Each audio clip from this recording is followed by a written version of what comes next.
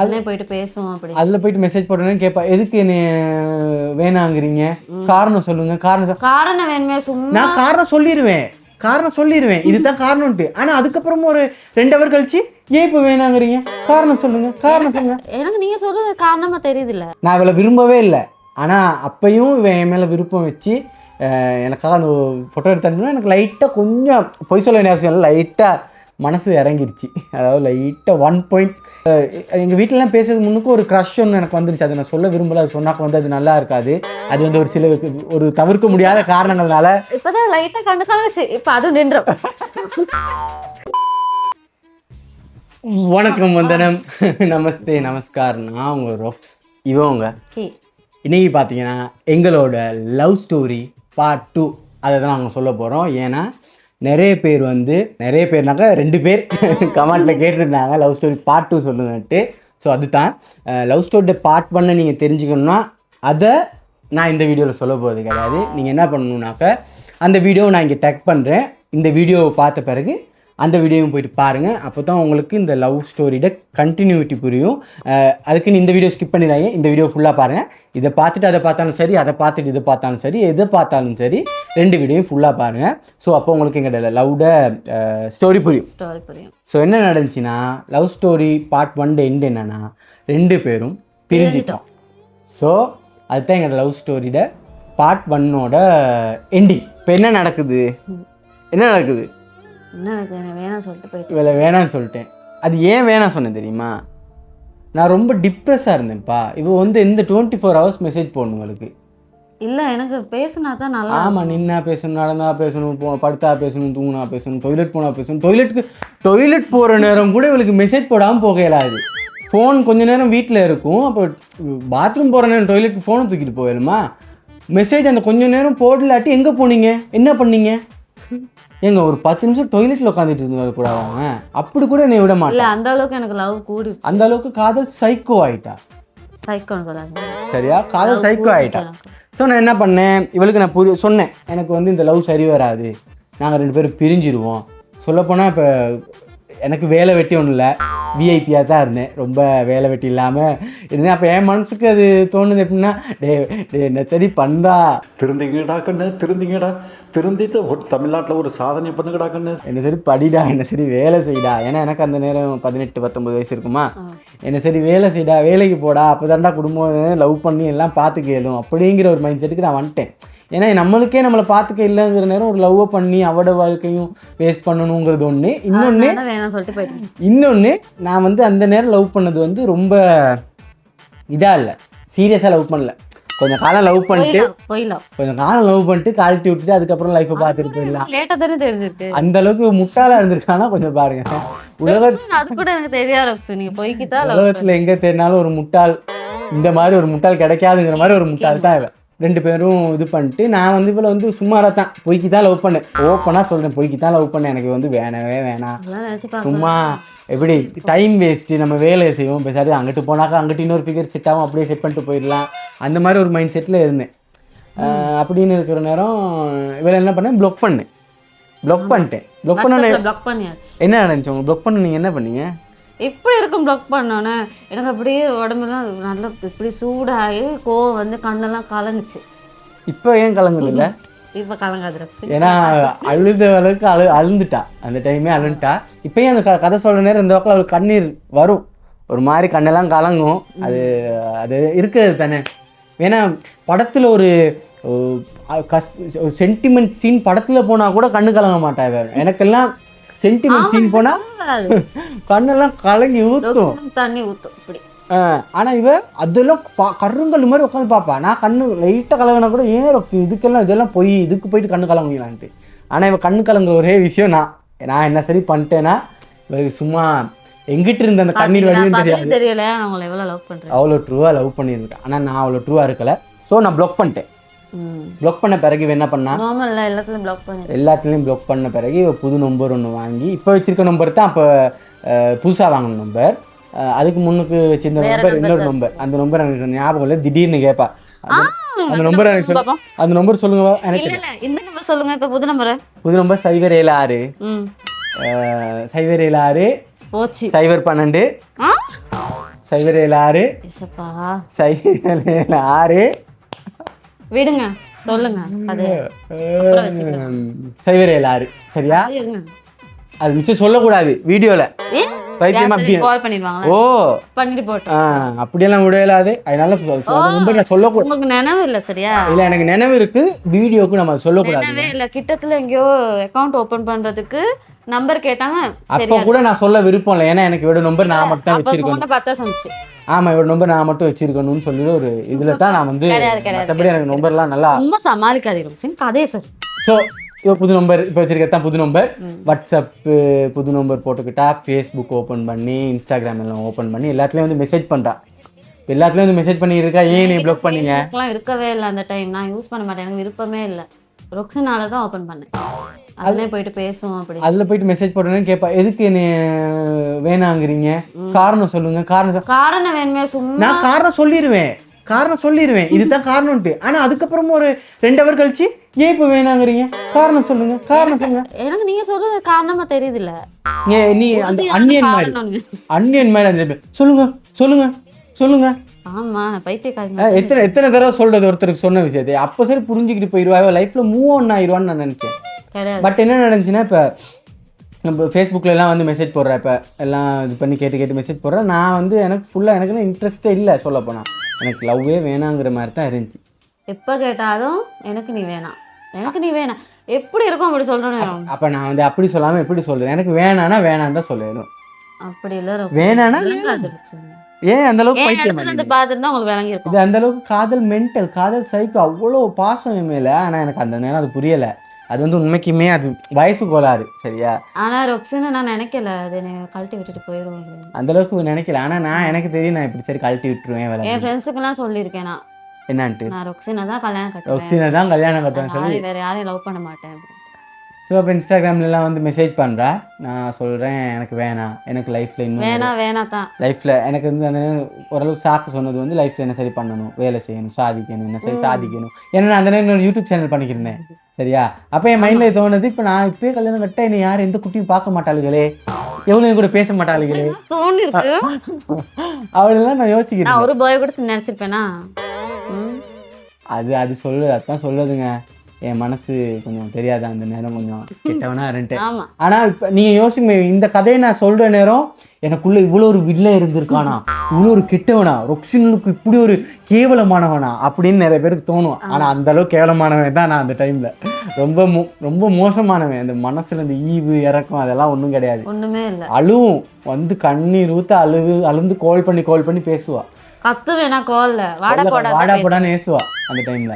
அப்படியெல்லாம் இருந்துச்சு. அப்போ அப்படி இருந்தாலும் என் மனசு கரையில. ஏன்னா அந்தளவுக்கு நான் வந்து அந்த டைமில் கொஞ்சம் டெரர் பீஸு சொல்லப்போனால், அந்த மனசில் ஈவு இறக்கமே இல்லாமல் ஒரு மிருகம்னு சொல்லுவாங்க தெரியுமா, அந்த மாதிரி தான் நான் இருந்து சொல்லப்போனேன். என்னையே நானே சொல்லிக்கிறேன், அந்த ஈவு இறக்கலாம் அது ஒரு மிருகம் போல தான் நான் இருந்தேன் அந்த டைமில். இப்போ தான் கொஞ்சம் மனசு நம்மளுக்கு இப்போ அப்படி கிடையாது. அந்த நேரம் ரொம்ப கொடூரமான ரொக்ஸின்னா ரொம்ப செல்ஃபிஷு, சுயநலவாதி, பயமாக இருக்கும். என்னை பார்த்தாலே சும்மா டெரர் பீஸு இந்த. ஆனால் ஜோக் அடிச்செல்லாம் பேசுவேன். நான் ரொம்ப அந்த சிடுன்னு இருப்பேன் இடையில. இவ கூடாது, வெளியிலாக்கல்ல கூட இல்லை, இவ கூட கொஞ்சம் இவளுக்கு எனக்கு இப்போ பிடிக்காது. எனக்கு ஏன்டா அவன் மெசேஜ் போடுறான்னு தான் இருக்கும். சரி, அப்போ என்ன பண்ணுறோம், ஃபேஸ்புக்கில் எல்லாம் ஆட் பண்ணி அதுலேயும் எல்லாம் ப்ளாக் பண்ணி போகிறேன். அதுக்கப்புறம் இவன் என்ன பண்ணேன், ஒரு ஃப்ரெண்ட்ஸு, ஆமாம் என் ஃப்ரெண்ட்ஸ் கிட்ட சொல்லி மெசேஜ் போட்டு, நீங்கள் ஏன் கிசாந்திக்காவை விட்டீங்க, அவளுகளும் வந்து பேசுகிறாங்க என்கிட்ட, சொல்கிறாங்க ஏன் இப்படி நீங்கள் கிசாந்திக்காவை விட்டுட்டு போனீங்க, காரணமா அப்படி. நான் சொன்னேன், அவன் எனக்கு மென்டல் டார்ச்சர் கொடுக்குறா, எனக்கு சரிப்பட்டு வராது இதெல்லாம். கிசாந்திக்கான்னு சரிப்பட்டே வராது, கிசாந்திக்கா என் வாழ்க்கைக்கே சரி வராது, எனக்கு தனியாக தான் இருக்கணும் அப்படின்னு சொல்லி அந்த பிள்ளைகளும் சொல்லி அதுக்கப்புறம் இவளே புது அக்கௌண்ட் ஓப்பன் பண்ணி பொம்பளை பிள்ளை மாதிரி பேசி என்னை ஏமாத்துறா. ஃபேஸ்புக்கில் புது அக்கௌண்ட் ஃபேக் ஐடியெல்லாம் ஓப்பன் பண்ணி என்னை செக் பண்ணுறான், முழுசாக ட்ரை பண்ணுறா. இவன் எவ்வளோ சரி வச்சிருக்காரா அப்படிங்கிற ஒரு சந்தேகம் தான் அப்போ மனசில் இருந்திருக்கு முழுக்க. அப்போ ஏன் மனசில் இருந்து அடே எனக்கு இவ்வளோ வச்சுக்கிட்டே தலைவலியாக இருக்குது, இன்னொன்று அப்படிங்கிற மாதிரி தான் நான் இவ்வளோ பொய்க்கு சொல்லிக்கிட்டு இருந்தேன் சரியா. அதுவுமே இடையில வந்து அப்படி சொன்னாக்க அப்படி சரி இது. ஆனால் அந்த நேரமும் எனக்கு வேறு எஃப்ஐஆர் எதுவுமே இருக்கலை சொல்லப்போனால். அந்த நேரம் எந்த எஃப்ஐஆரும் எனக்கு இருக்கலை, ஒரே ஒரு எஃப்ஐஆர் இருந்துச்சு. இல்லை புரியல. அது சொல்லாதீங்க. அது சொன்னா வேணாம். யாரும் சொல்ல மாட்டேன். சொல்லுங்க. அது யாரும் சொல்ல மாட்டேன். ஒரு எஃப்ஐஆர் வந்துச்சு இடையில. ஆனா எனக்கு வரல. அது என்ன பண்ணாங்கன்னா எங்க வீட்டுல சொல்லாதீங்க. சரி அது சொல்ல மாட்டேன். சொல்லுங்களேன். இல்லை நான் சொல்ல மாட்டேன். காண்டாயிரம் அப்புறம். சரி நான் சொல்லலை. எஃப்ஐஆர் ஒன்று இருந்துச்சு. அது அப்புறம் வர்றேன் ஆர்டர் படி. ஸோ என்ன பண்ணுறேன், வேணாம் வேணாம் வேணாம் வேணாம் வேணாம் வேணும். உண்மையை சொல்லணுமேடா கதையில். நீ முறைச்சி பார்த்ததே இல்லை. உண்மையை சொன்னா தானே. அதாவது இல்ல எனக்கே அந்த விஷயம் வந்து கொஞ்ச நாள் முன்னுக்கு தான் தெரியும். ஏன்னா நான் அது வந்து பெருசாக நான் இது பண்ண சொன்னோன்னே நான் எனக்கு வந்து கண்ணெல்லாம் கலங்கிருச்சு. ஏன்னா அது நான் பெருசாக அது நம்ம நானா பெருசாக அது பெருசா இருக்குது. எனக்கு வந்து சின்ன விஷயமும் பெருசாக வழங்கும். எனக்கு பெருசா தான் இருந்துச்சு. ஸோ என்ன பண்ணுறேன், இவ்வளோ இது பண்ணி கண்டுபிடிச்சிடுவேன். இவன் வந்து ஃபேக் ஐடியில் வந்து இது பண்ணுறான்னு சொல்லி நான் கண்டுபிடிச்சிடுவேன். கண்டுபிடிச்சி கொஞ்ச நாள் இதாக்கி அப்போ ஒரு நாள் நான் ரோட்டில் பைக்கில் போய்கிட்டு இருக்கேன். பைக்கில் போய் என்ன தெரியுமா, ஆனா என் மனசு சொன்னுச்சு ரோக்ஸ். என்ன சொன்னுச்சு? சரியான பிளாக் தானே. நானும் வெளியில போய்கிட்டு இருந்தேன், 3 போய்கிட்டு இருந்தேன். இந்த டைம்ல எனக்கு ரொக்ஸனை பார்க்கணும் அப்படின்ட்டு சரியா ரோக்ஸ் நிறுந்தீங்க. அந்த பிளாக் கலர் டிஷர்ட் போட்டு வந்திருக்கேன், ஹெல்மெட் போட்டிருந்தாரு. சரியா இப்ப என்னை பார்க்கணும் சரியா 3 அங்கே தானே நின்றுச்சு. கடவுள் தான் செஞ்சிருக்காரு போல. அப்புறம் என்ன பண்ணு, பார்த்துட்டாரு. சிரிச்சேனா? இல்லையே, தான் இருந்துச்சு மூஞ்சி. சிரிச்சா டக்குன்னு எனக்கு தெரியும். ஒருவேளை நம்ம சிரிச்சோம்னா இவன் மனசுல வந்து எனக்கு அந்த கண்ணு மட்டும் நல்லா வேலை மனசுல இல்ல. நான் சிரிச்சு நான் வந்து நீ நினைச்சுக்கிட்டு உன் மனசுல என் மனசுல இன்னும் நீ இருக்கன்னு நான் நினைச்சுக்கிட்டேன்னு சொல்லி நினைச்சுக்கிட்டேன். சரி ஆனாலும் பாத்துக்கிட்டே இருந்தாரே. ஏன் பாத்துக்கிட்டே இருந்தீங்க? பாத்துக்கிட்டே இருந்தேன் யாரா அப்படின்ட்டு. இது அதுக்குள்ள வரட்டீங்களா? சரியா 3 நான் உள்ளுக்கு எங்கேயோ பார்த்த மாதிரி இருக்கு அப்படின்னு சொல்லிட்டு தான் மறந்துருச்சு பாரு. சரின்னு சொல்லிட்டு என்ன பண்ணோம், நல்ல சீன் ஒண்ணு. அது இப்ப சொல்றதுக்கு இதா இருக்குது. அது நீங்க யோசிச்சு பாத்தீங்கன்னா இவளுக்கு நல்லா இருக்கும். ஏன்னா எனக்கு அந்த மாதிரி அவ்வளவு ஃபீல் ஆகல. அதுக்கப்புறம் ஒரு நாள் கழுத்து சுலுக்கி எங்களை ஊர் சைடு எனக்கு எலும்பவே இல்ல. சரியா அழுகுறேன். இந்த பிரச்சனை வேறையா, எனக்கு இந்த பிரச்சனை வேற, ரெண்டும் சேர்த்து ரொம்ப அழுந்து இதாகி சைடு தான் நான் போறேன். அப்ப என்ன செஞ்சுக்கிட்டு இருந்தீங்க? நான் ஃப்ரெண்ட்ஸோட உட்காந்து காய்ச்சிக்கிட்டு இருந்தேன். இவ்வளவு கண்டு டக்குன்னு ஒளிஞ்சிட்டேன். பார்க்க கூட தைரியம் இல்ல. பார்க்க தைரியம் இல்ல. தப்பு பண்ணது ரொக்ஸன் தானே. தைரியம் இல்ல. ஒருவேளை பார்த்துட்டு இவளுக்கு இல்ல நான் பார்க்க இன்னும் உனக்கு என் மேல காதல் கூடுமே. முறைச்சு பார்த்துட்டு போனேன்னா அப்ப நாங்க சொன்னோம். அந்த ஆனா இப்ப நான் முறைக்கிறது கூட நான் பாக்கல. எனக்கு அது கூட வேணாம். நான் போன பிறகு முறைச்சிருக்கா. அதாவது போன ட்ரெயினுக்கு பஸ் காட்டுற மாதிரி. மேல லவ்வே இல்லை. என்னது இது இப்ப சொல்ற மாதிரி இருக்கு? இல்ல அப்போ இது நீ இப்ப பர்சனல் அட்டாக் பண்ற மாதிரி இருக்கு. பழைய ஸ்டோரி சொல்லிக்கிட்டு இருக்கோம். பழையவை கழிதலும் புதியவை புகுதலும் அதுதானே போகி அந்த மாதிரி. சரியா? ஸோ வந்து இப்போ 2 தடவை இந்த மாதிரி பார்த்துப்படுது கண்ணு முனுக்கு. அப்போ பார்த்த பிறகு கொஞ்ச நாள் கழிச்சு என் பர்த்டே வருது. சரியா? பர்த்டே வந்த பிறகு இவன் என்ன பண்றா, மெசேஜ் போடுறேன். யாரா இருந்தாலும் இப்போ பர்த்டேக்கு எனக்கு விஷ் போட்டு எனக்கு மெசேஜ் போட்டோன்னே இதுல எந்த நம்பர்ல போட்டேன்னு தெரியல. இல்லைமே நான் வந்து பர்த்டேக்கு தானே ஒரு ஆள் விஷ் பண்ணுது. அப்போ நம்ம அதை இக்னோர் பண்ணா சரியில்லைன்னு சொல்லிட்டு இது பண்ணா இவ அந்த உங்களுக்கு அந்த வீடியோ இருந்தால் காட்டலாம். என்கிட்ட அந்த மற்ற பழைய ஃபோன் வந்து உடஞ்சிருச்சு. அதில் ஃபோட்டோஸ் எல்லாம் இருக்குது. சுற்றி வர என் ஃபோட்டோஸ் எல்லாம் வச்சுக்கிட்டு கன்றாவியாக இருந்தா நான் பார்க்கறதுக்கு பார்க்க சகிக்கலை. அசிங்கமாக இருந்தா. சரியா? மெலிவா அசிங்கமாக தான் இருந்தா. அப்போ சுற்றி வர என் ஃபோட்டோஸ் இதெல்லாம் வச்சுக்கிட்டு நைட்டு 12 மணிக்கு கேக்கு வெட்டி வீடியோ அனுப்பியிருந்தீங்க. என்ன ரொக்ஸி நீங்கள் என்கிட்ட வரணும் திருப்பி, நான் உங்களை இன்னும் லவ் பண்ணுறேன். எங்க காண மாட்டீங்களோ? அது அந்த ஃபோனில் தானடா எல்லாம் இருந்துச்சு. சீன் என்னால் முடிஞ்ச அளவுக்கு நான் செஞ்சுருக்கேன். உனக்கு பிடிச்சிருக்குமான்னு தெரியல, பிடிச்சிருக்குன்னு நினைக்கிறேன். இப்படியே எப்பயும் ஹாப்பியாக இரு. Once again happy birthday. என்கிட்ட இருக்குமோ இருக்குமா இருக்கும். எனக்கு அந்த இந்த கொடுத்த வீடியோ மட்டும் தான் இருக்கு. நான் அது ரொம்ப ஃபீல் பண்ணிருக்கேன். இந்த ஃபோன் வந்து அது உடஞ்சதோட எல்லாம் காணாமல் போயிடுச்சுங்க. அது ஆனால் நல்ல அந்த வீடியோ வந்து அவங்க காட்டியிருக்கலாம். அது எத்தனை வயசுல எடுத்த வீடியோனா காட்டி. ஃபோட்டோஸ் சில நேரத்துக்கு இருக்கும், இருந்தால் ஃபோட்டோஸ் இருக்கு. அதில் ஒரு ஃபோட்டோ உங்களுக்கு நான் போடுறேன் இந்த வீடியோவில் பாருங்கள். அது வந்து நான் இவளை விரும்பவே இல்லை. ஆனால் அப்பையும் இவன் என் மேலே விருப்பம் வச்சு எனக்காக அந்த ஃபோட்டோ எடுத்தாங்கன்னா எனக்கு லைட்டாக கொஞ்சம் பொய் சொல்ல வேண்டிய அவசியம் இல்லை, லைட்டாக மனசு இறங்கிருச்சு. அதாவது லைட்டாக 1 பாயிண்ட் இவன் மேலே இந்த கோபம் இருந்துச்சுன்னு அந்த இறங்கி எனக்கு வந்து என்னே தெரியாமலே எனக்குள்ளுக்காலே ஒரு சின்ன ஒரு காதல் அப்போ தான் உண்மையான காதல் வந்துச்சான்னு தெரியல, லைட்டாக இருந்துச்சு மனசு. அப்போ என்ன பண்ணேன், சரி பாவந்தன்னு சொல்லி கூப்பிட்டு gift இருக்குன்னு சொன்னா, அப்போ கிஃப்ட்டை கொடுங்கன்னு சொல்லிட்டு என் ஃப்ரெண்டு என் தம்பி ஒருத்தன் gift கொடுக்கறதுக்கு கூட ரொக்ஸினை நான் வர சொன்னேன், வரவே இல்லை.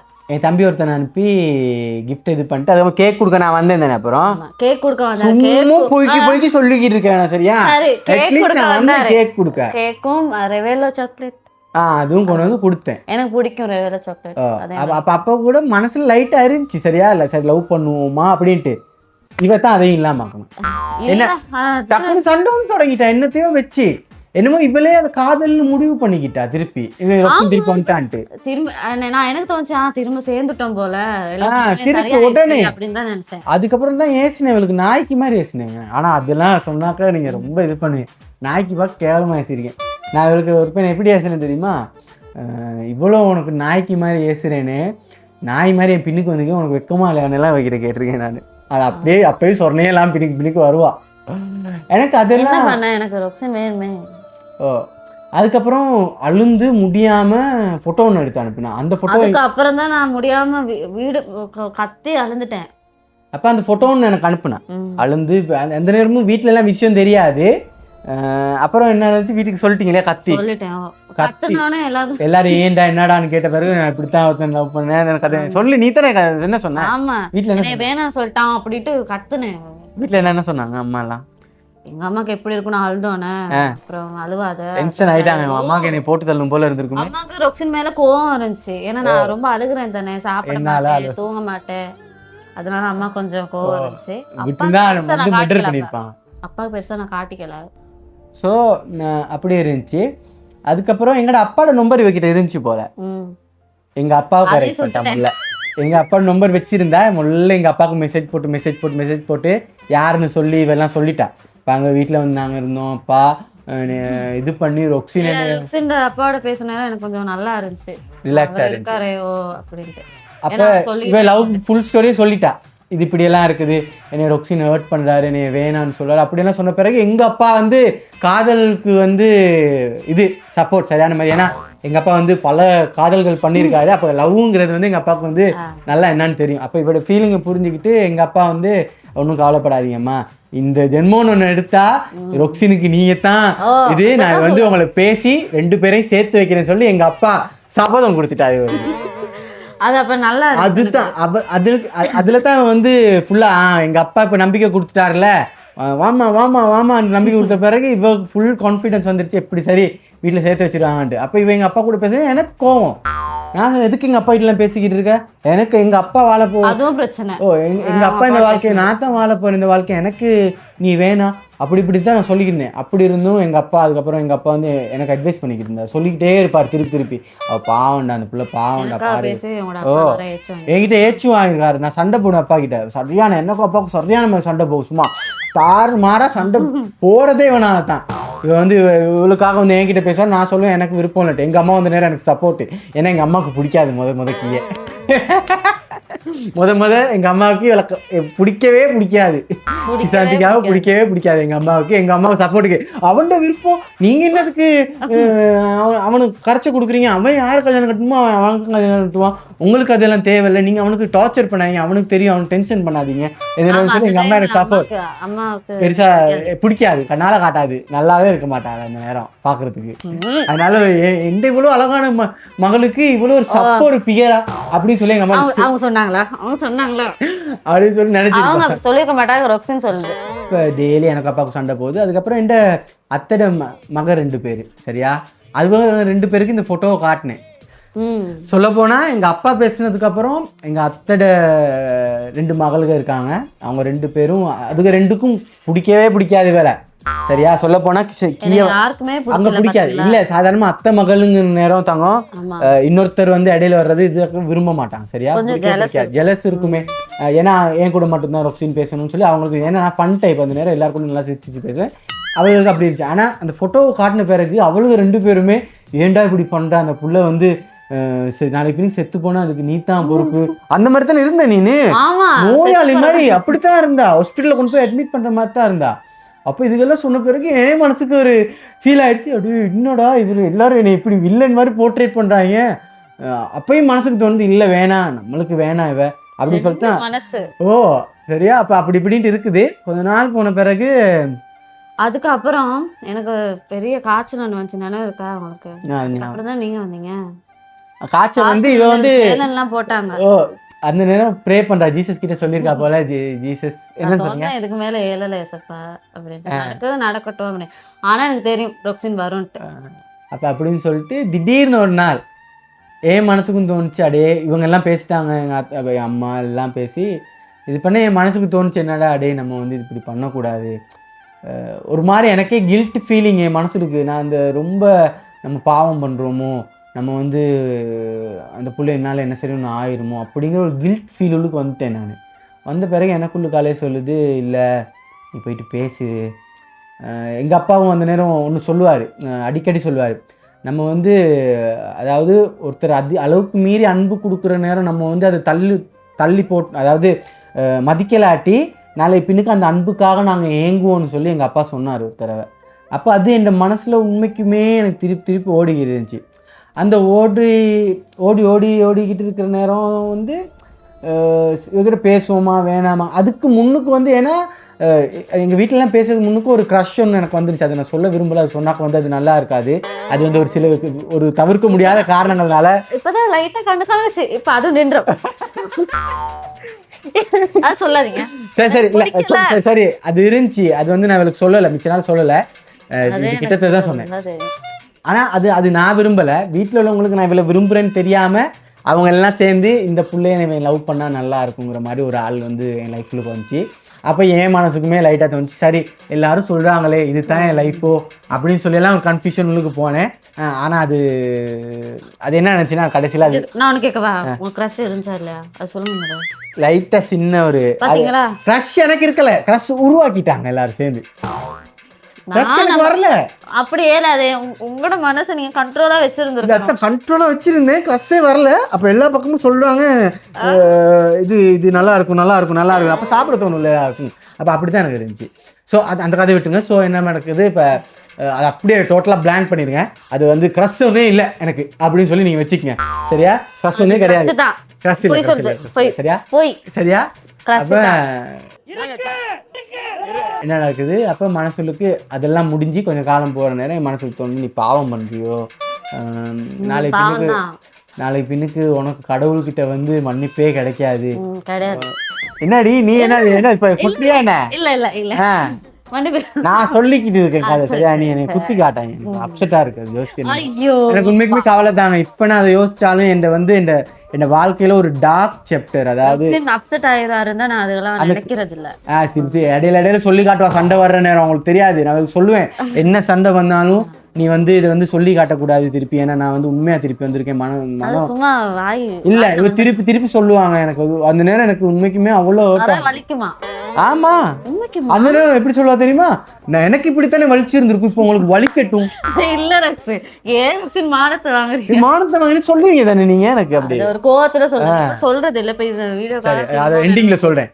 சரியா? அப்ப என்ன பண்றேன், மனசு இறங்கி நானே என்ன பண்றேன், மெசேஜ் போட்டு இவட பர்த்டே சரி, இவட பர்த்டே வருது. அதாவது டிசம்பர் என் பர்த்டே, இவட ஆகஸ்ட் மாதம். அப்போ அந்த டிசம்பர்லேருந்து ஆகஸ்ட் உள்ளுக்கு தான் இந்த க்ரஷ்ஷு, மண்ணாங்கட்டி, லொட்டு, லொசுக்கு எல்லாம் வந்தது. வந்து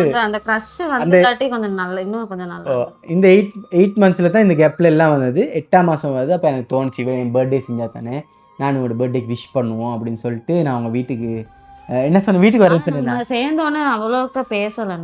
சாதாரண நான் இவளுக்கு சொல்லிட்டேன், அளவா தான் பேசணும், எனக்கு வந்து தொண்ணு பேசின எனக்கு பேசி தொன்னா பேசுவேன், இல்லாட்டி பேச மாட்டேன் அப்படின்னு சொல்லி கண்டிஷன். அதனால இப்ப எனக்கு ரொக்ஸன் வேணுமே, அதனால நான் இந்த வாயை அடக்கி வச்சுட்டு அதெல்லாம் சொல்றேன்.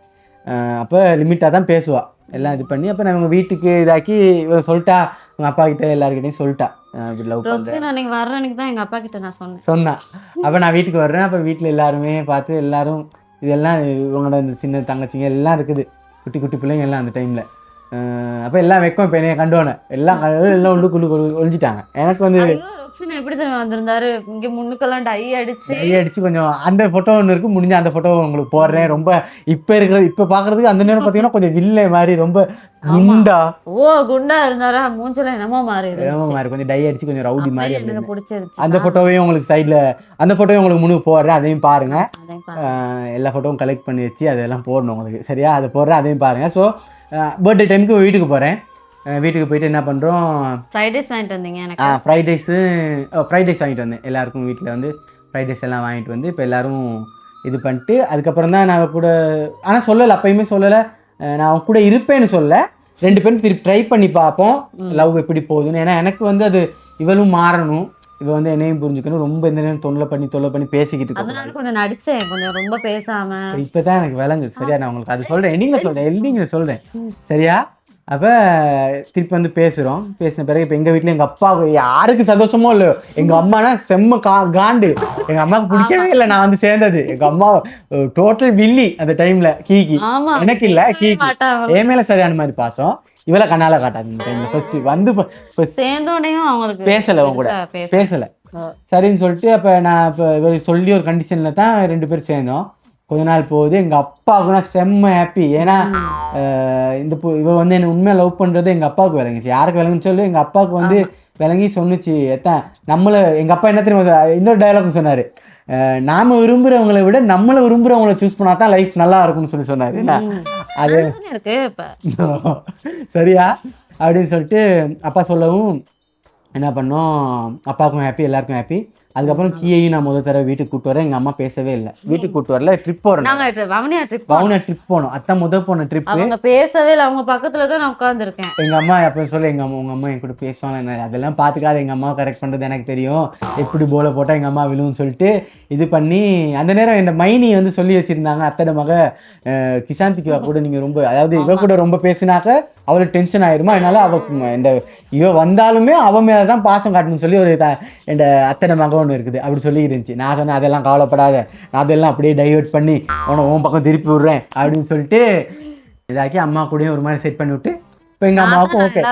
இப்போ எங்கள் அம்மாவும் எப்படி தெரியுமா, இவளுக்கு என்ன சரி ஏசுனா ஏன் அந்த பிள்ளைக்கு ஏசுற, இப்போ நல்ல ஃபிட் என்ன சரி அன்னைக்கு அந்த ஐஸ்கிரீம் என்ன சரி வாங்கி கொடுத்தாலும் இது பண்ணாலோ வாங்கி கொடுக்கலாட்டி தானே வாங்கி கொடு அப்படின்னு எல்லாம் சொல்ற அளவுக்கு எங்க அம்மாவை நடிச்சு ஏமாத்திருக்கேன். என்னைய எப்படி ஏமாத்தினாலோ அப்படியே எங்க அம்மாவை ஏமாத்திட்டாங்க. எங்க அம்மாவை சொல்றதும் கேக்குது. இப்ப நல்லவன் எல்லாரும் நம்பிக்கிட்டு இருக்காங்கல்ல. ஓனாய் உள்ள சரி ஆட்டுத்தோல் போற்றிய ஓனாய்தான் இது. ஓ ஆட்டுத்தோல் போற்றிய ஓனாய். எல்லாரும் உண்மையான பாசம் எல்லாம் இருக்குங்க. ஆனா அதனாலதான் எல்லாருக்கும் என்கிட்ட ஓனாய். சரியா? வீட்டுல உள்ளவங்க எல்லாருக்கும் ஆட்டுக்குட்டி. அந்த கூட்டத்துல ஆட்டுக்குட்டிக்கு நடுவுல இருக்கிற மாதிரி இருப்பா. ஆனா என்னைய கண்ணு டக்குன்னு ஓனாய் மாதிரி ஒரு நீங்க அப்படி சொல்லணும். ஆமா என்கிட்ட தண்டி ஃபுல்லா வில்லனா இருக்க நீனு. அது சும்மா அதுன்னு சண்டை போடுவேன் அவ்வளவுதான், மற்றபடி பாசம் இருக்குதானே. இது மட்டும் சொல்லிடுவேன், சண்டைலாம் போடுவேன் அப்படித்தான், மற்றபடி பாசம் இருக்குது தானே. உங்க கூட சண்டை போடுவேன், மற்றபடி பாசம் இருக்குது தானே, அது மட்டும் அடிக்கடி சொல்லிடு. அது மட்டும் மறக்காம அடிக்கடி சொல்லிடுவேன். ஸோ அப்போ என்ன நடக்குது, அம்மாவோடய சேர்த்து வச்சாச்சா, அப்பாவோடய சேர்த்ததா. அதுக்கப்புறம் அக்காவை பிடிக்கணுமே. அக்கா அந்த நேரம் துபாயில் இருந்தாங்கன்னா, அக்கா இப்போ 8 இயர்ஸாக துபாயில் தான் இருக்காங்க கிட்டத்தட்ட. என்ன நம்ம லவ் ஸ்டார்ட் பண்ணதுலேருந்து. ஆனால் எங்கள் அக்காவுக்கு லவ் மேட்டர் ஒன்று தெரியும். எங்கள் அக்கா லவ்க்கு நிறைய ஹெல்ப்பும் பண்ணியிருக்கா. எனக்கு ஒரு சில விஷயம் வந்து சொல்லலாது, அக்கா எனக்கு பண்ண ஹெல்ப்புங்க அதெல்லாம் சீக்ரெட் ஹெல்ப்ஸ், அதெல்லாம் சொல்லலாது. எனக்கும் அக்காவுக்கும் மட்டும்தான் அந்த ஹெல்ப் என்னன்னு தெரியும். ஸோ அக்கா எனக்கு நிறைய சப்போர்ட் பண்ணியிருக்கேன். ஆனால் அவட லவ்வுக்கு நான் என்றைக்குமே சப்போர்ட்டாக இருந்ததில்லை. அவட லவ்வுக்கு நான் வில்லனாக தான் இருந்திருக்கேன். எங்கள் அக்கா லவ்வுக்கு எங்கள் அக்கா என்ன சரி கள்ள வேலை பண்ணி ஃபோன் வச்சுருந்தாலும் எங்கள் அப்பாட்ட மாட்டி கொடுத்துருவேன். ஆனால் எங்கள் அக்கா உண்மைக்குமே சொல்ல போனால் எப்படி சரியான பாசம். அவளுக்கெல்லாம் நான் என்ன தான் கெட்டது பண்ணாலும் அவன் எனக்கு நல்லது தான் பண்ணியிருக்கேன். லவ் விஷயத்துல ஏதோ வீட்டில எல்லாம் இது பண்ணி சேவ் பண்ணி தான் எங்கள் அக்கா எனக்கு அக்கா வந்து இவ மேல அக்காவும் மெசேஜ் போடுவேன் எனக்கு விருப்பமா அப்படின்னு கேட்ட பிறகு அக்கா வந்து எந்த விருப்பத்துக்கு வந்து ஒரு இதுவுமே இல்லை. இப்போ அக்காவும் ஓகே. அப்போ வீட்டில் எல்லாருமே ஓகே.